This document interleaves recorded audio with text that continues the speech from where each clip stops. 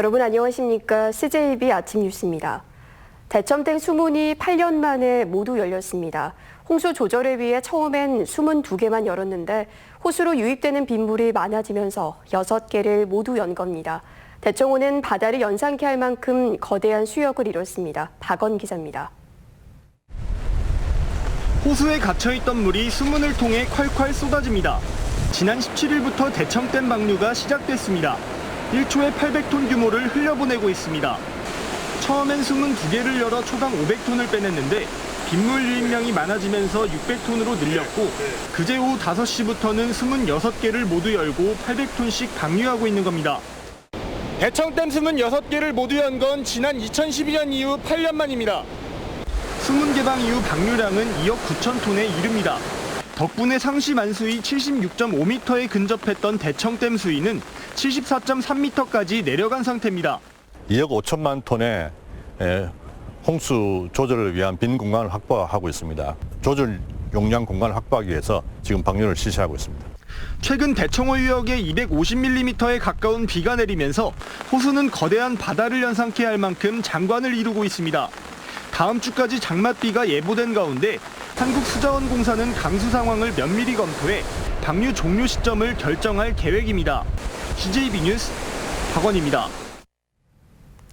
충청북도 출자기관인 충북개발공사에서 여직원들이 간부직원으로부터 오랜 기간 성적 피해를 입어왔다는 증언이 나왔습니다.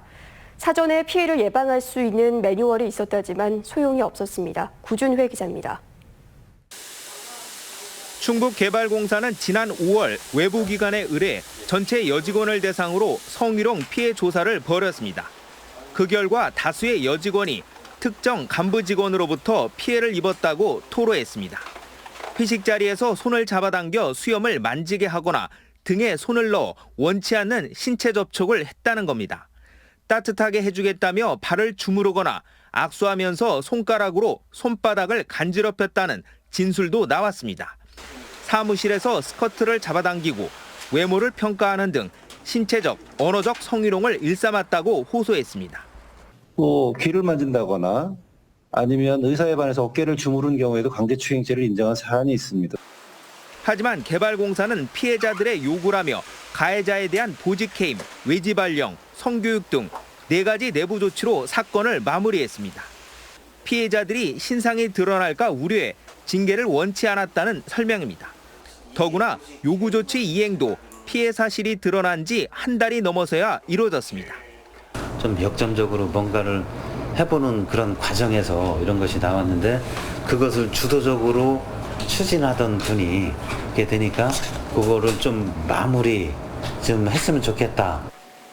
더 큰 문제는 피해가 발생해온 지난 2년 동안 내부 시스템이 제대로 작동하지 않았다는 겁니다.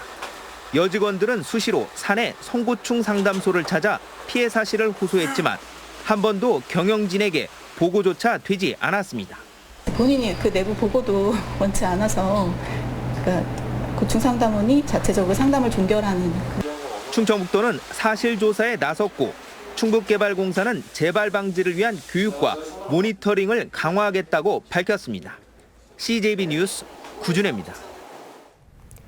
충북교육청이 올해 2학기부터 고교 전면 무상교육을 실시한다고 발표를 했었죠. 하지만 추경심사 등 일정이 맞지 않아 조기 시행이 불투명했는데 도교육청과 도의회가 코로나 상황을 고려한 대책을 마련했습니다. 김기수 기자입니다. 충청북도 교육청이 고교 전면 무상교육을 한 학기 앞당겨 올 2학기부터 시행에 들어갑니다. 정부가 고교 2, 3학년은 올해부터 무상교육에 들어갔고 1학년은 내년부터 시행키로 했지만 충북교육청이 자체 예산으로 올 2학기부터 1학년도 수업료와 학교 운영비를 면제하겠다는 겁니다.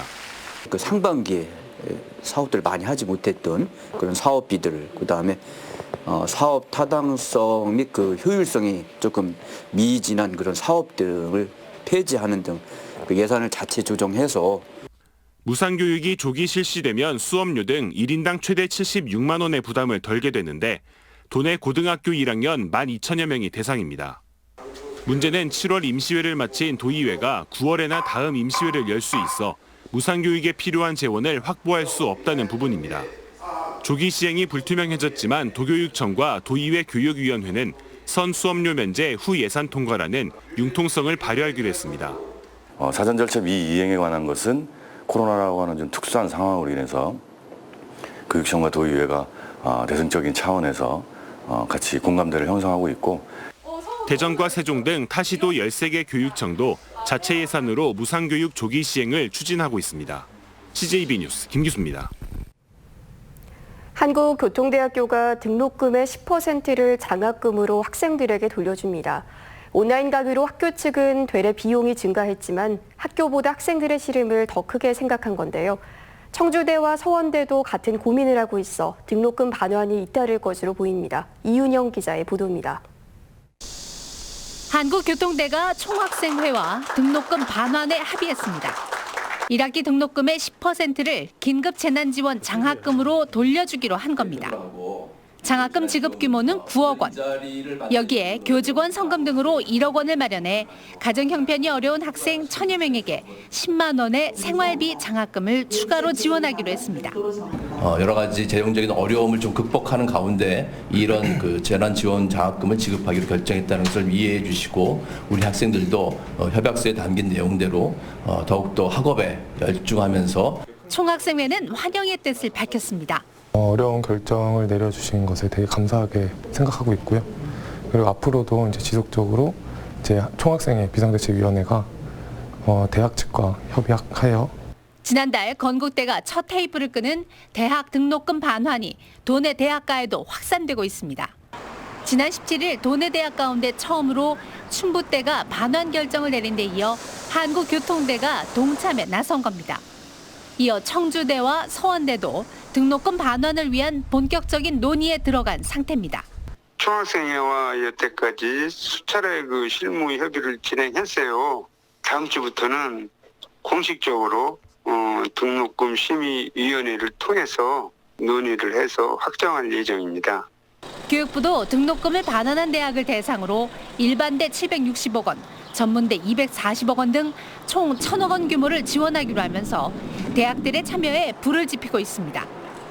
등록금 반환에 대한 학생들의 목소리가 더욱 높아지고 있고 교육부의 예산 지원까지 뒷받침되면서 도내 대학들의 동참 행렬도 이어질 전망입니다.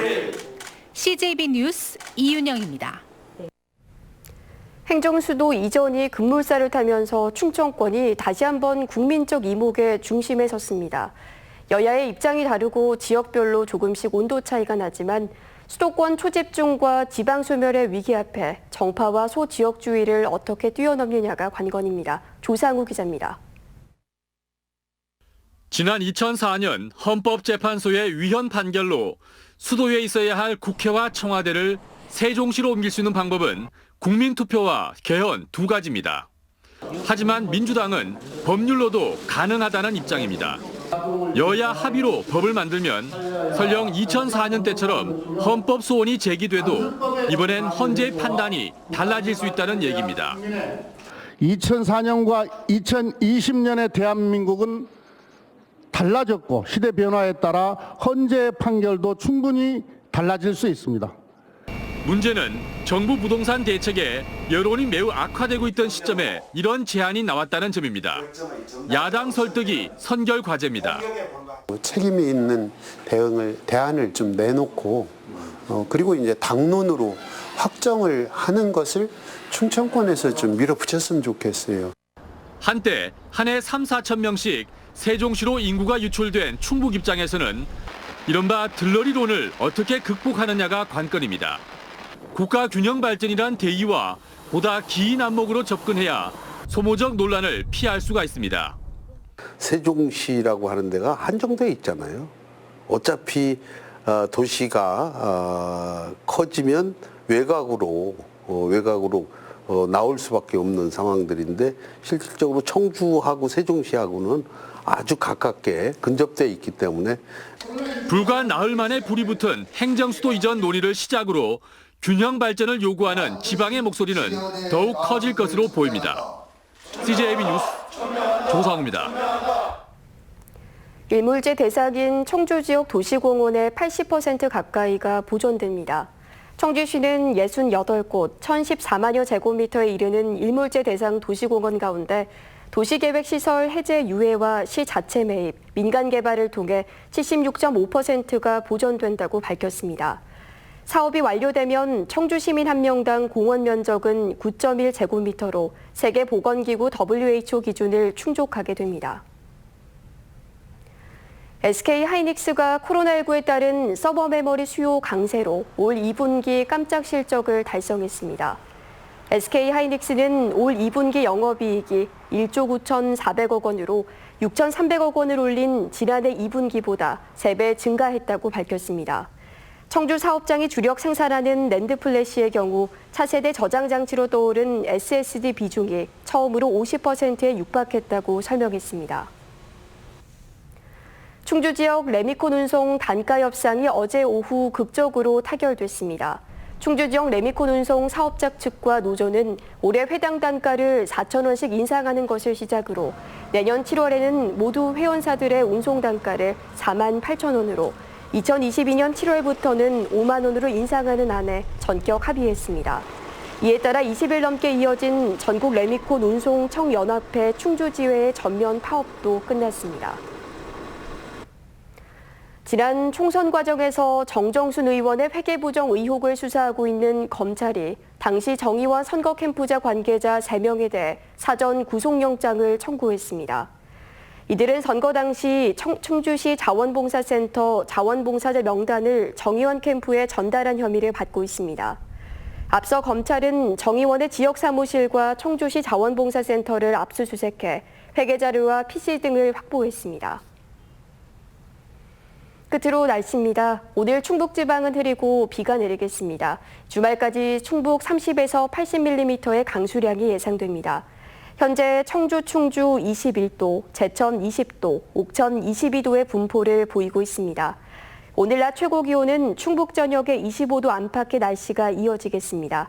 주말까지 흐리고 비가 오락가락 이어지겠으니 기상 정보를 잘 확인하셔야겠습니다.